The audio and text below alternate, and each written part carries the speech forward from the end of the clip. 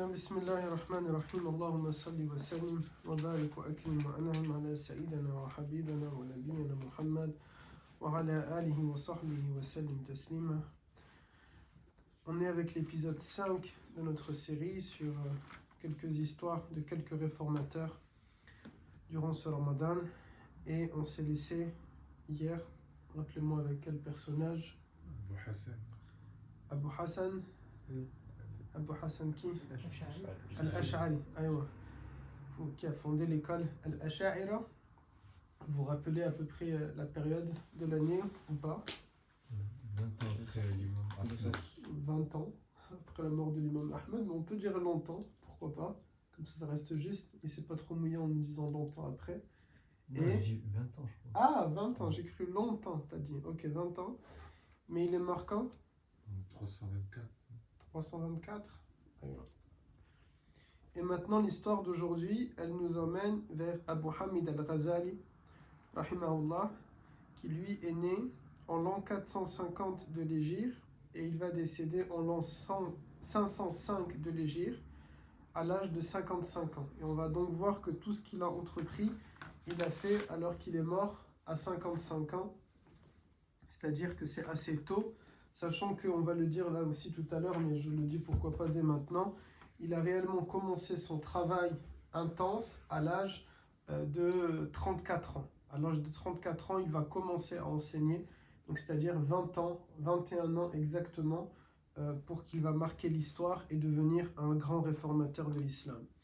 Abu Hamid al-Ghazali, il faut savoir, avant de parler de lui, c'est la référence dans les sciences islamiques concernant tout ce qui va s'appeler la purification des cœurs. Tous les cours que vous allez pouvoir trouver de n'importe quel savant, de n'importe quel prédicateur qui concernent les maladies du cœur, la jalousie, l'envie, la matière que l'on va faire d'ailleurs ensemble une fois qu'on aura fini Ilm al-Hadith pour les générations, et que Ayoub fera plus tard quand il sera une génération, tout ce qui va être la purification des cœurs, on va le prendre et on va le tirer de Abu Hamid al-Ghazali. Il est la grande référence en matière de la purification des cœurs. C'est lui qui va donner à cette matière-là une notion qui va être importante. Bien sûr, Tazkiyat an-Nafs, la purification des cœurs, elle a toujours existé depuis même le prophète, puisque c'est lui qui nous a appelés à cela. Mais Abu Hamid al-Ghazali, il va lui donner un cadre, il va lui donner plutôt le contexte pour que ça devienne une matière à part entière, en repérant toutes les maladies du cœur, les nouvelles aussi qui ont pu naître, qui n'existaient pas du temps des compagnons, parce que de leur temps, il y avait certaines choses où ils n'étaient pas de cette manière-là, mais lui, il va les repérer dans la société musulmane dans laquelle il évolue, et il va trouver les solutions à ça, entre autres, plusieurs autres matières, mais vraiment par rapport à ça, il va comment on pourrait le dire, on dit par exemple du soufisme à l'époque du prophète, c'était une réalité son nom, ok, et maintenant on a déjà dit que le soufisme aujourd'hui c'est un nom sans réalité. Eh bien on peut dire que par rapport aux maladies du cœur, c'était une réalité sans nom. Ça ne s'appelle pas forcément Tazkiyat an-Nafs, ça ne s'appelle pas forcément la purification des cœurs, mais bien sûr que l'islam et le prophète nous ont incité à la purification des cœurs. Abu Hamid al-Ghazali, là où il va réussir un exploit, c'est qu'il va repérer de nouvelles maladies, il va trouver d'autres causes à ces maladies-là, il va trouver des solutions supplémentaires bien sûr par rapport à celles que le Coran a pu nous donner, ou celles que le prophète a pu nous donner. Donc en ce sens-là, il va être un revivificateur de l'islam. Ayoub, il avait une question. Il a vécu dans quelle société? C'est-à-dire quel pays? C'était comment? on va le voir. Là, c'était que la partie introductive. Alors, il est né en Iran. Il est né dans l'actuel pays qu'on peut considérer comme étant l'Iran. Et il va arriver à l'époque de Nizam al-Mulk. Nizam al-Mulk, on en a parlé quand on a parlé de Abu Hassan al-Ash'ari, en disant que son idéologie, son école, lorsqu'il va décéder, elle va durer pendant des siècles jusqu'à aujourd'hui, et que très rapidement, elle va être adoptée dans l'ensemble du califat, et notamment par un certain Melik Shah, qui va être un empereur iranien, le fils de Alparslan, qui a fondé l'empire seljoukide. Donc l'empire seljoukide, il a été fondé par la famille, en réalité il a été fondé par trois frères, un qu'on appelle Tourir, un qu'on appelle Sharjah et l'autre, je ne me rappelle plus comment on l'appelle, c'était 3 frères. Ces 3 frères, ils ont décidé d'unir toutes les tribus turques et la tribu Seljouk ensemble et de fonder un pays, un État qui va s'appeler l'Empire Seljoukide. Alparslan ensuite devient le sultan de cet empire, et ensuite Melikshah, et ainsi de suite. Sous Melikshah, l'un de ses plus proches conseillers qui était très spirituel et religieux, qui s'appelle Nizam al-Mulk, qui est un personnage qu'on va étudier, on en a parlé hier, et bien cet homme-là, il va adopter la doctrine ash'arite comme étant la doctrine d'État, il va faire en sorte que Melikshah accepte, et c'est ce qu'il va faire, et puis voilà. C'est dans ce contexte-là que Al-Ghazali va grandir. Quand il est né, son père, il se savait très malade. Le père de Al-Ghazali se savait très malade, il savait qu'il ne lui restait pas tant de temps à vivre, et donc il va essayer de repérer parmi son entourage et ses amis qui va pouvoir prendre soin de son fils. On a déjà dit que les histoires, quand on les regarde, il nous faut tirer des enseignements. L'un des enseignements déjà, on aurait pu en citer plein d'autres depuis tout à l'heure, mais l'un des enseignements que l'on peut tirer, c'est la question que l'on doit se poser. Demain, lorsque vous allez être père de famille, qui va s'occuper de vos enfants? Pas que sur le plan financier. Déjà sur le plan financier, c'est pas tout le monde, parce que il va vous dire je vais m'en occuper, qu'il va réellement le faire. Quand on regarde aujourd'hui certains pères de famille, ils n'assument pas leur femme, et c'est leur femme, c'est leur bien-aimé, c'est leur chéri, c'est leur lapin et je sais pas quoi, c'est leurs enfants, c'est leur progéniture, et pourtant ils n'assument pas. Ils n'assument pas leurs responsabilités. Alors, de là, un bon Marocain leur aurait dit à ça qu'il va s'occuper à ce moment-là de la famille d'un autre et prendre en charge un autre. Donc il faut se poser cette question-là, qui va s'occuper de ma progéniture s'il m'arrive quelque chose? Qui va prendre conscience que c'est une amana de la part de Allah Ta'ala? Celui qui ne craint pas Allah Azza wa Jal, celui qui n'a pas conscience que déjà sa propre vie, elle est une amana, une responsabilité que Allah Ta'ala lui a donnée, alors il ne saisira pas que la vie de ton enfant c'est une amana. Et ça, vous devez bien le comprendre. Celui qui n'a pas de respect vis-à-vis des commandements que Allah Ta'ala lui a donnés, il ne va pas faire attention au respect que ton enfant demain il aura vis-à-vis des règles par rapport à Allah Azza wa Jal. Celui que tu vas observer dans ton entourage, ça peut être ton frère, ça peut être ton cousin, ça peut être ton oncle, ça peut être ton père, ça peut être un autre de tes fils qui va s'occuper de ses petits frères, peu importe. C'est pas parce qu'il y a ce lien de famille que ça signifie qu'il va être à la hauteur. Non. Il faut véritablement repérer qui va être à la hauteur pour s'occuper de mes enfants. Qui va être à la hauteur pour s'occuper de leur éducation spirituelle, de leur accompagnement et de la manière que le prophète alayhi salatu salam nous a enseigné et nous a formés de cette manière-là. Enfin, le père de Al-Ghazali, alhamdulillah pour lui, il avait un entourage parce que lui-même était spirituel, il avait un entourage qui était ainsi. Et il va donc le confier à l'un de ses amis, qui en l'occurrence était un savant musulman. Il va lui confier ça. Quand il meurt, c'est ce savant-là qui va prendre en charge Al-Ghazali et il va l'emmener, lorsqu'il atteint l'âge de l'adolescence, vers un guide spirituel qui était assez connu à cette époque-là, qui était une grande référence de son temps, et il va lui faire fréquenter ce guide spirituel. Al-Ghazali va s'attacher à ce guide, il va évoluer autour de ce guide, on peut considérer peut-être, Allahu A'lam, mais c'était à peu près l'âge de jeune homme dans l'islam, peut-être il avait 12-13 ans, il va fréquenter ce guide spirituel jusqu'à l'âge de 28 ans. Lorsque Al-Ghazali atteint 28 ans, son guide spirituel décède, il meurt, et pour lui ça devient difficile de rester dans la ville de Nishapur où il vivait, parce que tout va lui rappeler son guide et tout va lui rappeler que c'est là où il a tout appris, donc il décide de s'en aller et il s'en va pour Arai, une autre ville iranienne, c'est là où le sultan vit, là où Melikshah vit, et c'est là également où Nizam al-Mulk est en train de vivre.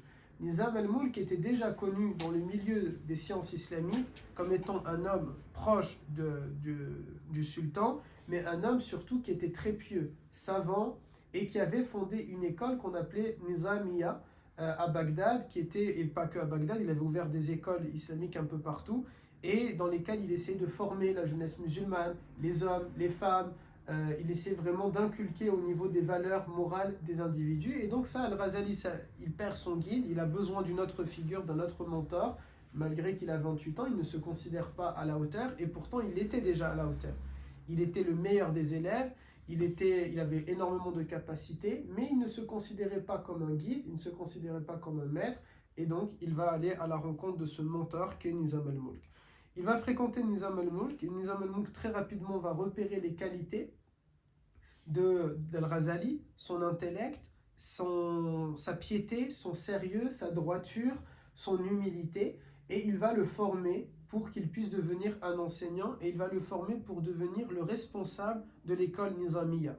À l'âge de 34 ans, Al-Ghazali devient un des maîtres de cette école qui a une renommée mondiale à ce moment-là, une renommée mondiale au sens de l'islam, ok, comme quelques grandes écoles et quelques grandes universités qui ont marqué les sciences islamiques. Par exemple, vous avez au Maroc l'école Az-Zaytouna qui est à Fès. C'est une grande école dans les sciences islamiques, c'est une référence.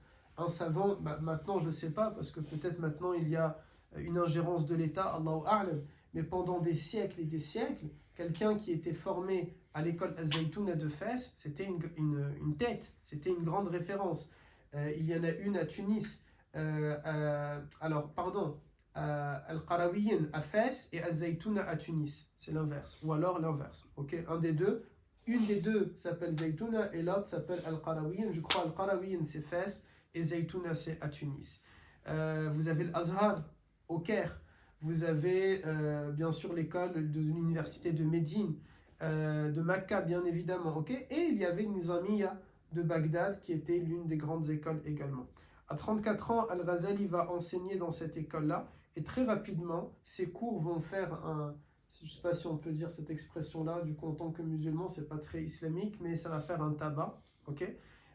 Et du coup, énormément de gens vont fréquenter, dont 300 étudiants qui seront très assidus à ces cours. C'est-à-dire, sur l'ensemble, les milliers de gens qui vont assister à ces cours, on parle de 300 qui vont assister constamment à l'ensemble de ces cours pour essayer d'être formés. Ça vous rappelle, avec l'imam Ahmed, on avait parlé de cette manière-là.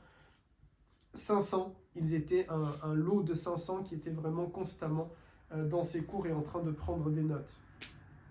La particularité des cours d'Al-Ghazali, parmi tous les autres maîtres de l'école Nizamiya, c'est que lui, il avait dans ses cours des responsables politiques, des gens de la cour royale de Melik Shah, il avait des proches de la famille royale, voire parfois Melik Shah également qui assistait à ses cours de religion, et il avait des savants également qui venaient assister à ses cours de religion. Ce qui faisait la particularité de ces cours, c'est donc qu'on y trouvait à la fois le peuple et des responsables politiques et des responsables religieux à l'intérieur. Dis-moi. Ça existe aujourd'hui des cours comme ça où il y a plein de gens, des responsables politiques et tout? I don't think so. Non? Non, je pense pas. Je pense pas. Je sais qu'il y a par contre en Turquie, pour les choses que je sais et que je connais. Je sais que par exemple au Qatar, il y a des savants qui donnent des cours à la mosquée, donc c'est ouvert à tout le monde, et que parfois l'émir du Qatar peut y aller ou sa famille peuvent y aller. Ça c'est possible. Je sais que à Médine, dans la mosquée du prophète, il y a quelques savants saoudiens qui vont donner des cours. Tous les jours, je crois, quasiment, à des heures différentes. La mosquée est immense. Il va y avoir des savants qui vont donner cours. Probablement, du coup, que là, on peut imaginer qu'il y ait des gens riches, des gens pauvres, des étrangers, des Saoudiens, peut-être des étudiants en sciences islamiques, et peut-être des savants qui sont de passage, qui vont s'asseoir et qui vont écouter. On peut imaginer que du coup, ça fasse revivre quelque chose comme ça. Je sais qu'en Turquie également, il y a des cercles, il y a des da'wah comme ça qui se rassemblent de tous les jours, où chaque semaine, ils vont faire du dhikr. Et je sais que certains hommes politiques, et notamment Erdogan, vont assister parfois à ces moments de halaqa, et ils vont eux aussi faire du dhikr. Maintenant, ailleurs, peut-être, mais par exemple, j'ai du mal à croire pour certains hommes politiques dans d'autres pays, je sais pas, j'ai du mal à croire qu'en Tunisie, ou bien au Yémen, ou bien en Libye, qu'ils vont partir faire ça, je sais pas, je pense pas. Alors ensuite, Al-Ghazali, il va monter en échelon, il va monter en notoriété de plus en plus, de par le public qui assiste à ses cours, de par ses connaissances. Il a constamment été quelqu'un qui s'est considéré, même en tant qu'enseignant, je dois continuer d'apprendre. Donc il a constamment monté dans le niveau, jusqu'à ce qu'il est devenu, dans le califat, quelqu'un qu'on considérait comme plus important même que la personne du calife. Il était considéré comme plus important que le calife, et on lui donnait plus d'importance qu'au calife, dans la manière de se comporter avec lui. Mais alhamdoulilah, il est tombé dans un califat qui était différent des Abbasides qu'on avait pu voir. Le califat dans lequel il était, que ce soit Melik Shah, ils étaient religieux. Et donc, ils n'y voyaient pas d'inconvénient et eux-mêmes l'ont monté en échelon et en grade. Ce qui fait que quand Melik Shah va mourir et que sa femme va devenir la régente, c'est-à-dire c'est elle qui va prendre le contrôle de l'État, parce qu'elle avait un fils, Sanjar, si je me rappelle bien, il s'appelait, qui devait un jour devenir calife, mais il était encore enfant. Et donc pendant ce temps, c'est sa mère qui prend le pouvoir. C'est dans plein de dynasties, ça se passe de cette manière-là, dans la royauté française, britannique. C'est donc la mère qui va devenir la régente. Elle s'occupe du royaume le temps que son fils va grandir. Okay, et qu'est-ce qu'elle va faire? Elle va nommer Al-Ghazali comme étant un des ambassadeurs, un des officiels de l'État, parce qu'elle sait qu'il a une légitimité et il est religieux. Et donc ça maintient un certain ordre dans ce califat qui était en plus naissant, il était tout récent, ça faisait que 2-3 générations qu'il existait, et donc c'était important de le préserver, et Al-Ghazali va faire partie de ça. Et puis un jour, alors bien sûr il va écrire plein de livres, l'un des extraits de son livre, ça sera le podcast numéro 4 qu'on va mettre, je ne sais pas si vous avez fait attention, chaque mercredi il y aura un nouveau podcast Inch'Allah. Qui parmi vous a écouté le podcast? Ok. Vous en avez pensé quoi? C'est différent d'un cours ensuite, hein, c'est juste un texte. Ça nécessite parfois un peu plus de réflexion et d'écoute. Je l'ai fait avec le micro. On voit que la voix, elle est bonne qualité. Oui, elle est de bonne qualité. Arrêtez, machallah. Du coup, l'un des extraits ou plusieurs extraits, je verrai, ça sera les podcasts peut-être numéro 4, 5, 6, etc. On verra, mais le 4, en tout cas, c'est sûr que ça sera un des extraits de ces livres. Et puis au bout d'un moment, Al-Ghazali il considère qu'il est trop proche du monde de Dunya. Il a de la richesse tout autour de lui, il fréquente les plus hauts responsables politiques de l'État, c'est un ambassadeur, il peut recevoir des cadeaux, il a des prestiges, quand il arrive, c'est une foule immense qui est en train de l'accueillir, il sent que ça peut faire un danger à son cœur. Et c'est là où il va devenir la grande référence dans les maladies du cœur. Tout ce que j'ai dit avant sur lui, la maladie du cœur, là, il ne l'avait pas encore fait. Mais il était un expert dans les autres sciences islamiques, il s'était perfectionné. Mais quand il va saisir que ça devient peut-être dangereux pour son nefs, qu'est-ce qu'il fait? Il va totalement s'isoler, il va totalement s'écarter de la société pendant des mois et des années, il s'écarte totalement. Et il se met à dresser le constat de qu'est-ce que le nefs peut risquer. Les maladies du cœur, il les dresse les unes après les autres, il en fait le constat et il donne les différentes solutions. Il va notamment observer la société musulmane, c'est-à-dire il se met, on peut l'imaginer pour qu'il puisse y arriver, il va être très discret, il ne va pas dévoiler qui il est, il va aller dans des contrées assez lointaines pour observer les lacunes, les manquements dans la société musulmane. Et il va écrire un best-seller parmi des dizaines et des dizaines de livres qu'il a fait, surtout un qui s'appelle Ihya Ulum ad-Din, la revivification des sciences religieuses. Il se rend compte que la société musulmane est analphabète, il insiste, lorsqu'il va faire son comeback, lorsqu'il revient, il insiste pour que la société musulmane, elle apprenne à lire, à écrire, pour qu'elle apprenne sa religion. Il insiste pour repérer les maladies du cœur et que chacun se repère ses maladies du cœur et qu'il les corrige. Il insiste également pour une vie un peu plus d'ascétisme, c'est-à-dire que quand il va faire son comeback, il ne veut pas revenir. Et d'ailleurs, il va le dire lui-même, quand il va redonner cours au collège, c'est-à-dire plutôt en français on dit l'université, collège, mais ça c'est en anglais, à l'université Nizamiya, il dit, c'est pas un retour que je fais, parce que si c'est un retour, ça veut dire je reviens à la place que j'ai laissée, mais c'est quelque chose de nouveau que je vais faire. Donc lui-même, il le dit de cette manière-là. On peut imaginer, en tout cas c'est ça que les commentateurs ont considéré, que lorsqu'il s'est isolé, il est monté dans les degrés de la foi, probablement pour atteindre le niveau des awliya, probablement pour atteindre le degré de ce qu'on appelle les élus, les saints, les proches de Dieu, al-muqarrabin, ceux qui ont atteint vraiment un degré, ils se sont rapprochés de Allah Azza wa Jal. Mais au contraire de la majorité des awliya, qui c'est pas que la majorité, c'est quasiment tous les awliya, au 99 peut-être 9, ils s'isolent et ils s'isolent ensuite totalement. Ils ont fait leur temps au contact des gens et puis ils considèrent maintenant, ça y est, c'est trop pour moi, je ne peux plus fréquenter les gens, j'ai besoin de m'isoler j'ai fait mon temps en fréquentant les gens. Maintenant, je me prépare à rencontrer Allah Azza wa Jal. J'ai assez donné, j'ai assez fait dans mon travail. Maintenant, il est temps que je me retrouve moi tout seul, parce que c'est important. Lui, non. Lui, il va, malgré qu'il atteint ce degré-là et ce niveau-là, il se remélange à la société. Ce qui est difficile normalement pour un wali. Pour quelqu'un qui est proche de Allah, c'est quelque chose qui est trop compliqué. On espère que nous, on va être proche de Allah Azza wa Jal. Mais là, on parle de ceux qui sont véritablement proches. Rappelez-vous dans ce hadith que le prophète alayhi salam nous a transmis. Lorsque Jibril vient, il lui dit « Marie al-Islam, qu'est-ce que l'Islam, qu'est-ce que l'iman et qu'est-ce que l'ihsan ?» L'Islam, ce sont les 5 piliers de l'Islam. La foi, c'est les 6 piliers de la foi. On peut le traduire grosso modo comme un musulman, c'est quelqu'un qui croit en Allah Ta'ala et en Muhammad, mais il commet des péchés dans sa vie.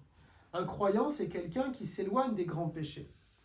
C'est quelqu'un qui ne touche pas aux grands péchés. C'est quelqu'un dont le cœur tremble pour Allah Azza wa Jal. C'est quelqu'un, on l'avait vu dans le cours des générations, Allah Ta'ala dit « Qad aflaha al-mu'minun, alladhina hum ala salatihim yuhafidun » ceux qui tiennent leurs prières, ceux qui vont se préserver des zina, ceux qui ne vont pas mentir, ceux qui... etc. etc. Là, je vous renvoie à toutes les règles que j'ai mises dans la vidéo, 2h, 1h51, qui s'appelle les clés du succès. C'est l'ensemble de tout ça. Être un croyant, c'est cela.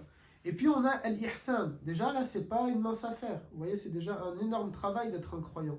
Mais al-ihsan, ce sont des gens qui, masha'Allah et alhamdulillah pour eux, il n'y a plus aucun péché du tout dans leur vie. Et ils ressentent la présence de Allah Ta'ala en eux-mêmes, dans leur cœur. Ils vivent avec cette réalité qu'on connaît tous, mais qu'on oublie au quotidien. Allah Ta'ala me voit. Et quand je vis avec cette réalité-là, Allah Ta'ala me voit, vous et moi, on peut tenir peut-être quelques heures, voire quelques jours à tout casser. Mais on n'arrivera pas à tenir constamment et tout le temps. Vivre avec ça, un wali, c'est quelqu'un, par exemple, il ne peut pas être, je sais pas, comme vous et moi, il peut pas prendre son, par exemple, je sais pas, il va pas prendre son temps sous la douche parce qu'il considère je ne suis pas habillé. Il peut pas perdre son temps à être assis et à ne rien faire. Yani, il se dit Allah Ta'ala me voit. Donc il va être, c'est par exemple ce compagnon-là qui n'a jamais vu sa propre awra depuis le jour où il atteint ce niveau-là. C'est par exemple Uthman ibn Affan qui va, voyez, ça ne veut pas dire que quelqu'un qui ne le fait pas n'est pas un wali, bien sûr, mais c'est vous donner le degré de, entre guillemets, de folie des saints, de ceux qui vivent avec la réalité, Allah Ta'ala me voit. Donc je dois dormir. C'est par exemple Omar ibn Khattab qui part dormir, mais quand il part dormir, il est dégoûté de lui-même. Et il se parle à lui-même et il se dit Wallah, ici c'est pas parce que j'ai besoin de repos pour mieux adorer Allah Azza wa Jal, je t'aurais privé de sommeil. C'est Omar ibn Khattab qui va manger très très peu et qui va mettre une pierre autour de son ventre. Alors attention, on ne vous donne pas de faire ça, on ne vous demande pas de faire ça, et qui va s'attacher avec une corne et qui va dire à son ventre tu peux gargouiller autant que tu veux, mais tant que mon peuple a faim, tu ne mangeras pas. Vous voyez ? Et il va faire le tour. Ça, ce sont des gens qui vivent, parce que Omar, qu'est-ce qu'il est en train de se dire ? Je suis le chef de l'État musulman. Allah Ta'ala me voit, parce que bien sûr que Omar est un wali, est un saint. Je ne peux pas m'allonger, dormir, manger, et mon peuple est en train de souffrir. Omar, c'est celui qui a inventé cette célèbre parole. Omar sera jugé, il disait, Omar sera jugé, même pour un âne, même pour un hmar qui va tomber trébucher à Bagdad, et Bagdad et Mecca c'est peut-être 3000, 4000 km, même pour un hmar qui va trébucher parce qu'il y avait un trou, car Allah Ta'ala demandera Ya Omar, pourquoi tu n'as pas pavé la route à ce hmar? Même l'âne, il méritait une jolie route pour pouvoir avancer. Donc il ne peut pas rester assis comme ça, Omar. Non, il est constamment en stress, en panique. Allah Ta'ala me voit, je dois être à la hauteur. Allah Ta'ala me voit, je dois être à la hauteur. Les saints, c'est donc cette réalité-là. Voilà pourquoi souvent, les saints, ils vont vivre à part, après avoir donné un long temps, parce qu'on n'est pas saint comme ça du jour au lendemain, après avoir passé des années dans la servitude, dans la piété, dans le service aux autres, dans la da'wa, etc. Ils ont besoin parfois de se retrouver seuls avec Allah Azza wa Jal pour eux-mêmes. Quand ils se retrouvent seuls, ils font que des adorations. Que des adorations. C'est que uniquement des adorations. C'est comme un peu Attention, même avant, il faisait des adorations. Il va faire tahajjud, il va prier, il va lire Coran, il va jeûner davantage. Ils vont faire tout ça toute leur vie. Sinon, jamais de la vie, ils auraient été des saints. Jamais de la vie, on aurait pu considérer que ce sont des proches de Allah Ta'ala et qu'ils ont atteint un degré d'excellence. Mais quand ils vont se retrouver seuls, c'est comme s'ils se disent bah, j'ai plus de temps pour faire tout ça, encore plus que ce que j'ai fait. Ok? Al-Ghazali, il faut s'imaginer toute sa vie, il a dormi très peu. Il est levé très tôt le matin, il est couché très tard le soir. C'est une vie chargée pour atteindre le niveau qu'on avait dit jusqu'à présent. C'était déjà un niveau très chargé.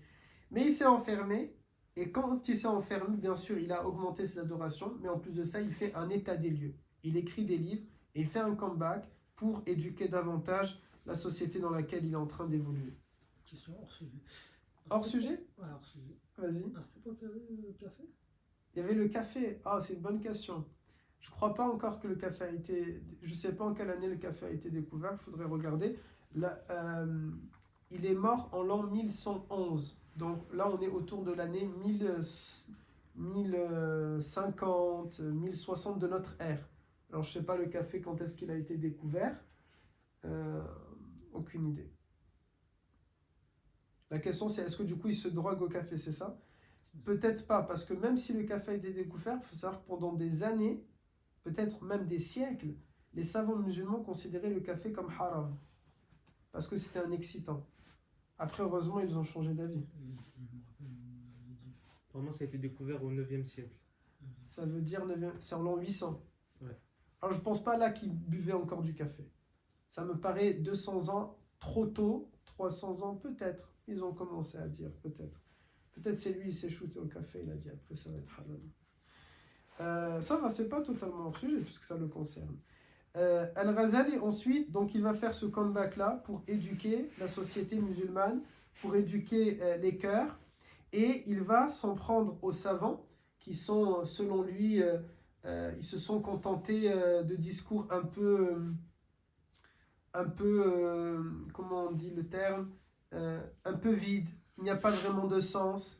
Les savants ne touchent pas les sujets qui fâchent pour ne pas déplaire au pouvoir en place. Parce qu'entre-temps, la régente, elle n'est plus là. Il y a un nouveau calife qui a pris le pouvoir et donc il n'aime pas trop les critiques. Mais lui, non, il va faire du rentre-dedans. Il va critiquer les califes, il va critiquer les gouverneurs, il va critiquer les responsables politiques, il va critiquer la famille royale, il va critiquer les savants également. Il va critiquer la paresse de la société, il va s'en prendre aux gens aussi. Et ça, c'est des sujets que parfois les savants de son temps ne faisaient pas, parce qu'il ne faut pas fâcher le peuple, sinon le peuple ne va pas suivre nos cours, ou bien ils vont peut-être se soulever. Mais lui, non, il fait du rentre-dedans. Et c'est en ce sens-là qu'on a considéré qu'il est un revivificateur, un réformateur de la religion, parce qu'ils sont épris aux gens. Il a essayé de les réveiller, il a essayé de les faire... de leur faire prendre conscience qu'ils ont besoin de se réconcilier avec Allah Azza wa Jal. Il va écrire un best-seller le livre, on l'a dit, ce best-seller-là, Ihya Ulumuddin aussi, l'une de ses particularités, c'est qu'il fait un constat de toutes les sciences islamiques de son temps, toutes les sciences islamiques qui existent, à tel point qu'on a dit de ce livre, même si on effaçait toutes les sciences islamiques de partout, on peut à partir de ce livre-là refaire tout. C'est-à-dire tellement il a fait un exposé et une synthèse à l'intérieur de ce livre-là. Quoi d'autre je regarde pour ne rien oublier. On lui reconnaissait deux grandes qualités qui, bien sûr, encore une fois, tout ce que je dis là, le but c'est de prendre de sa vie et de se dire « Ok, moi aussi je vais essayer d'être ainsi ». On lui reconnaissait le courage et la sincérité. Et en effet, un musulman, il a besoin d'être sincère, sinon il ne peut pas réussir. Celui qui n'est pas sincère, Allah Ta'ala l'empêchera de réussir. Et ça ne veut pas dire parce que vous avez réussi, bien sûr, que vous êtes sincère, mais vous ne pouvez pas réussir sans la sincérité. Ça ne veut pas dire non plus que parce que vous n'avez pas réussi, vous n'avez pas été sincère. Il ne faut pas le regarder comme une réalité absolue. Simplement, il faut le retenir comme nous avons besoin d'être sincères. De manière que si je réussis, c'est Allah Ta'ala m'a aidé et a accepté que je réussisse parce que je suis sincère. Et si je n'ai pas réussi, c'est que tout simplement pour une autre raison, mais pas par manque d'honnêteté et pas par manque de loyauté. Et il faut aussi du courage parce que la vie est difficile. Ça, je pense que beaucoup de gens, ils ne le saisissent pas. L'une des choses pour moi qu'on devrait enseigner aux enfants dès le plus jeune âge, la vie est dure. Mais ce n'est pas une fatalité. Souvent, j'ai pu voir des parents qui vont se plaindre à leurs enfants que la vie, elle est difficile, que les temps sont difficiles et je ne sais pas, qu'il y a du racisme, il y a des bâtons dans les roues, il y a des problèmes judiciaires, et ils mettent tout ce tas de problèmes-là dans la tête et dans l'esprit de leurs enfants, mais sans aucune solution. Non, c'est pas ainsi. Oui, la vie, elle est difficile. À un enfant, il faut lui apprendre. La vie, elle est difficile. Mais c'est pas parce qu'elle est difficile, ça veut dire que ça ne va pas marcher. Comme toute chose. Quand on part faire un sport, on transpire. On est fatigué, on a envie de s'arrêter, c'est normal. Quand on fait un sport, parfois on va perdre. Quand on fait un sport, parfois on va être vaincu. Quand on fait un sport, parfois on aura envie de lâcher. Parfois on n'aura pas envie de continuer. Quand on fait un sport, parfois on va dépasser ses limites. Yani, c'est comme ça. La vie, elle est de cette manière-là. Ce n'est pas parce que c'est ainsi qu'on va s'arrêter. La vie, j'ai tendance à dire, ça fait longtemps d'ailleurs qu'on n'a pas fait un Monopoly, je suis en train de me dire, mais la vie, elle est exactement comme un Monopoly. Il faudra se rappeler de la minute à laquelle j'ai dit ça, comme ça peut-être ça va faire un joli extrait. La vie, elle est comme le Monopoly. Au Monopoly, tant qu'il te reste, combien de fois on a joué au Monopoly, vous avez vu, tant que tu as de l'argent, tu peux tenir. Parfois, tu n'as plus rien, tu as tout hypothéqué, et subhanallah, tu arrives par, entre guillemets, parce que nous sommes croyants, entre guillemets, par la magie des choses, on va plutôt parler par le destin, tu arrives à passer et à esquiver les loyers les uns après les autres, et tu arrives à tenir très longtemps. Tant qu'il te reste de l'argent ou que tu arrives à esquiver. La vie, c'est comme un Monopoly. Parfois, il y a la prison, c'est-à-dire il y a des choses qui vont te bloquer et tu n'arrives plus à avancer. Parfois, il y a les impôts. Parfois, il y a le fait que tu vas manquer d'argent, tu as besoin d'hypothéquer. Parfois, tu montes très haut, parfois tu descends très bas. Parfois, tu as des coups de baraka. Il y a des moments où tu te dis, je surfe sur un grand risque, rien ne m'arrive, et j'accumule. Et puis parfois, tu comprends pas, tu te dis, qu'est-ce qui m'arrive? Je vais échouer. Parfois, tu démarres avec très peu de patrimoine, et finalement, tu t'en sors bien. Mais tant qu'il te reste de capital dans le Monopoly, tant qu'il te reste de l'argent, ou tant qu'il te reste des cartes à hypothéquer, tu peux t'en sortir. Dans votre vie, vos cartes, ce sont deux choses que tant qu'elles restent, alhamdulillah, le jeu, il continue. La foi, c'est très important. Tant qu'il vous reste Allah Azza wa Jal, ça veut dire pourquoi la foi? Parce que vous savez, Dieu assure mes arrières. Dieu assure mes arrières. Dieu, il va me trouver une solution. C'est Dieu qui va décider quelle carte je vais piocher. C'est Dieu qui va décider qu'est-ce qui va se passer. Et s'il a décidé qu'il y a un bâton, alhamdulillah, j'ai confiance. Et même si je vais échouer, c'est pas quand on joue au Monopoly, par exemple, je gère la banque, c'est pas la mienne la banque. Eh bien, quand on est dans la vie, il faut se dire exactement la même chose. Ma vie n'est pas à moi, elle appartient à Allah Ta'ala. Ce n'est pas mon jeu, ce ne sont pas mes cartes. Moi, je suis juste là, c'est juste moi qui lance les dés. C'est moi qui pioche. C'est moi qui encaisse le loyer. Mais ça ne m'appartient pas, ça appartient à Allah Ta'ala. Si je le vois de cette manière-là, je vais avancer en étant un peu plus serein. Parce que c'est pas... Si tout s'écroule, c'est que ça me regarde pas. Ça, c'est Dieu qui a décidé. Moi, je vais juste faire les causes, les sabab. Moi, je vais juste assurer le jeu. Allah Ta'ala m'a confié le jeu, je vais assurer le jeu. Je vais bien observer. Je vais dire payer. Je vais dire j'achète. Vous voyez, je vais être à fond. Mais ce n'est pas mon game. Ce n'est pas à moi. Ça appartient à Allah Ta'ala. Tout simplement. Premièrement, la foi. Et deuxièmement, la vie. Tant qu'il vous reste la vie. Yani, tant que vous êtes toujours dans la partie, alhamdulillah. Vous êtes toujours vivant, alhamdulillah. C'est que vous allez pouvoir continuer. À la différence du Monopoly, la fin de la partie, c'est quand vous allez avoir votre mort. Et tant que vous jouez, vous devez avoir la foi. Si vous perdez la foi, qu'est-ce qui va se passer? Vous allez considérer que c'est votre jeu, que c'est votre game, que c'est votre partie, et donc vous allez vivre la chose avec beaucoup plus de stress, beaucoup plus d'angoisse, beaucoup plus de peur. Et la peur, elle fait faire des erreurs. Et quand on considère que c'est à soi, alors que ça appartient au maître de l'univers, eh bien, il va vous le rendre de manière peut-être difficile. Allah Ta'ala va vous rappeler, non, ce n'est pas à toi. mais ça appartient à Allah Azza wa Jal. Voilà comment il faut voir les choses. Concernant Al-Ghazali, enfin, il a passé toute sa vie à enseigner, on a dit, l'islam jusqu'au dernier jour de sa vie, puisqu'on sait que le dernier jour de sa vie, qui correspond au 18 décembre 1111, en l'an 105 de l'Hégire, il était encore la veille en train d'apprendre sa religion et de l'enseigner. La nuit, il s'est levé, il a fait la prière de Tahajjud, il a fait ses ablutions, il a fait Tahajjud, il a fait la prière d'Al-Fajr, puis de nouveau il a fait ses ablutions, il a pris un linceul, c'est-à-dire le vêtement que l'on met quand on va mourir, et devant ses élèves et devant ses proches, il a embrassé son linceul, il a posé sur ses yeux, et il a dit cette parole: je me soumets à l'ordre de mon maître, à l'ordre de mon maître. Il s'est allongé par terre, en mettant ses pieds en direction de la Kaaba, et le temps, quand on l'a vu faire ça, le temps qu'on vienne vers lui pour comprendre qu'est-ce qui se passe, il était déjà mort, 21 ans de sa vie à faire da'wa, et on peut bien évidemment sentir de cette manière-là que c'était véritablement un saint et quelqu'un qui était au service de la da'wa. Je regarde si j'ai rien oublié. Pendant ce temps, vous pouvez me dire si jamais vous avez des questions. Oui. Il avait quel âge lors de son décès? 55 ans. Je vois qu'apparemment j'ai tout cité. Voilà pour Abu Hamid al-Ghazali. Oui. Mais du coup, il était malade ou... Il est? Il était malade ou... Non, ça y est, il est mort, mort naturelle, à 55 ans. C'est bon l'histoire? Alhamdulillah.